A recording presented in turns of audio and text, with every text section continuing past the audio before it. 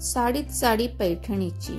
पैठणी म्हटले की येवला आणि येवला म्हटले की पैठणी याचे समीकरण जुळले आहे आणि पैठणी म्हणजे महाराष्ट्राची शान। तर आज आपण जाणार आहोत येवला येथील कापसे पैठणी यांच्या दुकानात। आणि नाशिक जिल्ह्यातील येवला हा तालुका म्हणजे पैठणी उद्योगाचे माहेरघर। हजारो वर्षापूर्वी पैठणी विणण्याची कला येथेच रुजली आहे।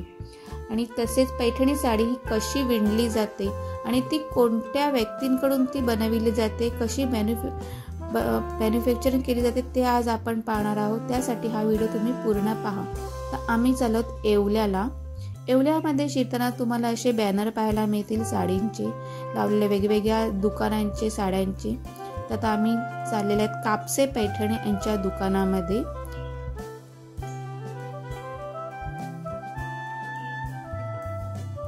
तर हे 4 मजली एवढं दुकान आहे आणि इथे तुम्हाला वेगवेगळ्या प्रकारच्या रेंज पासून साड्या मिळतात। खाली ग्राउंड फ्लोअरला 10,000च्या वरच्या रेंजच्या साड्या तुम्हाला पाहायला मिळतील। ही पहा, सुंदर सुंदर येथे साड्या मिळतात।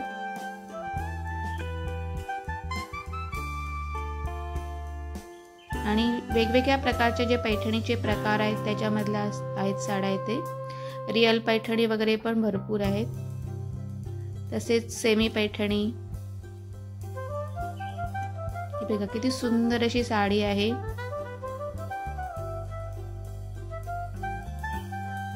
तसेच या बघा जे रिअल पैठणी आहेत ते अशा या ठेवल्या जातात पैठण्या विणल्यानंतर।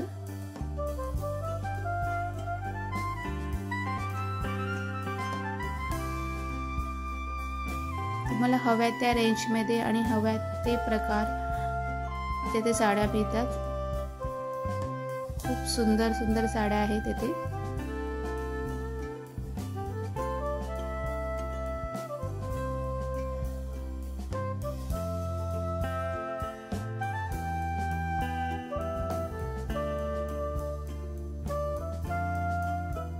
कापसे पैठणीची सुरुवात बाळासाहेब कापसे यांनी 2001 पासून एक हातमागाच्या यंत्रापासून या उद्योगाला सुरुवात केली आणि ह्या उद्योगाचा आता मोठा असा विस्तार झालेला आहे।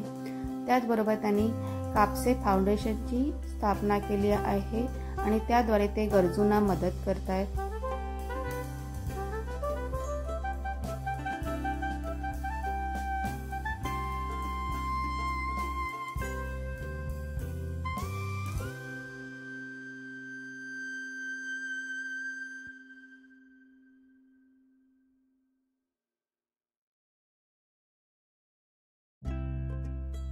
पैठणीमध्ये वेगवेगळे प्रकार येत आहे। ही आहे मुनिया पैठणी, बघा अशी बॉर्डर याची वेगळी असते। ही बघा ह्या पैठणीची बॉर्डर पण वेगळी आहे। हे वेगवेगळ्या प्रकारच्या पैठणी आहेत आणि अशी मोठी मोठी अशी शोरूम आहेत मध्ये।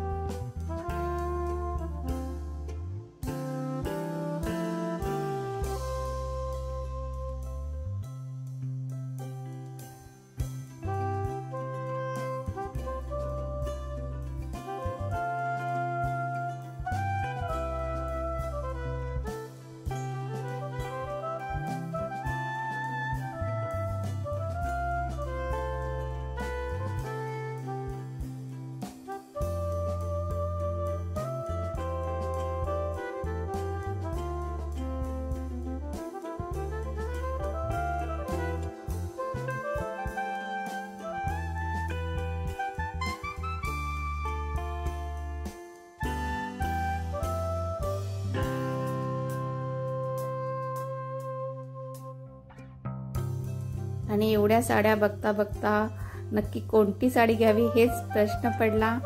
आणि महिलांचं तुम्हाला माहित असते की एक साडी घेण्यासाठी ते 50 साड्या काढतात। तर माझं सुद्धा तसंच झालं। तर मला सुद्धा नक्की कोणती साडी घ्यावी अशी प्रश्न पडलेला। तर ही मला साडी आवडली आणि मग मी ही घेतली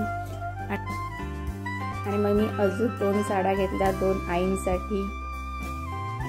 छान असे कलर मला वाटले आणि त्यांना छान आवडतील अशा। खूप सुंदर असे दोघींसाठी 2 कलर घेतले मी। अशी आमची शॉपिंग झाली। नक्की कोणता कलर घ्यावा हे पण समजत नव्हतं, कारण की त्यांनी एवढे माझ्यासमोर कलर काढून ठेवलेले ते साड्यांचे, असं वाटेल सगळेच घ्यावे असे. किती सुंदर वाटतात दोन्ही कलर छानपैकी.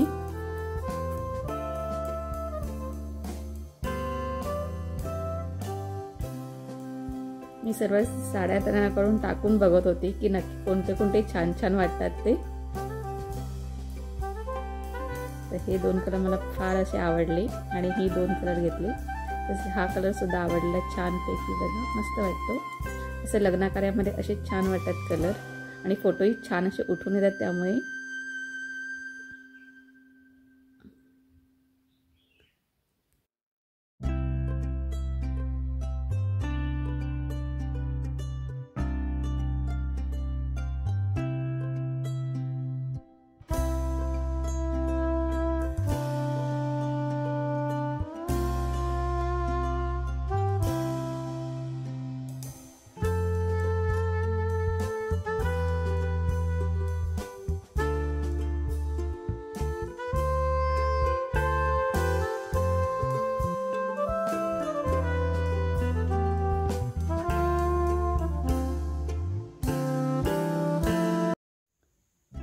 आमची साड्यांची शॉपिंग वगैरे झाली आणि आता आम्ही चाललेलो आहोत त्यांचे कापसे फाउंडेशनला भेट देण्यासाठी.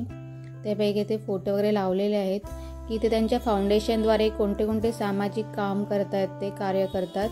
त्यांची गोशाला आहेत, कारखाने आहेत आणि तसेच गरिबांना त्यांनी घरे सुद्धा बांधलेली आहेत. तर आपण तेथे जाऊया. हे पहा, येवल्यातील वडगाव येथे त्यांच्या नवीन इमारतीचे काम चालू आहे. त्यातच साड्यांचे शोरूम तसेच साड्यांचे म्युझियमही सुरू होणार आहे आणि तसेच बाजूला साड्यांचा त्यांचा कारखाना पण आहे.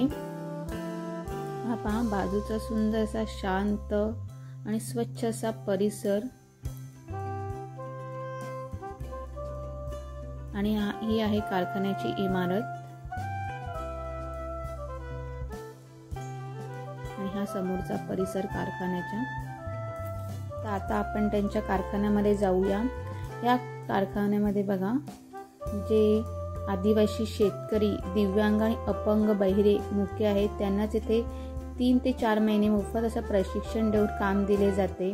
आणि आपण जी पैठणी नेसतो ना, ती याच दिव्यांगन व्यक्तींकडून बनवली जाते. दिवसाला फक्त 2 ते 3 इंच साडी बनवली जाते. त्याप्रमाणे त्यांना पैसे दिले जातात. हे सर्व जे दिसत आहे ते दिव्यांगन आहेत. बघा किती मोठा असा कारखाना आहे आणि एकेका मागावर 2-2 वगैरे असे बसलेले आहेत. म्हणजे एक साडी दोघांनी मिळून विणली जाते.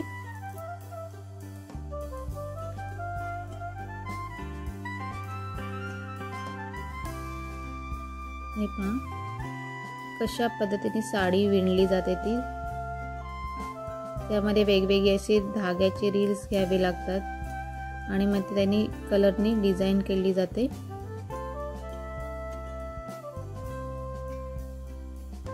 हे पाय बघा,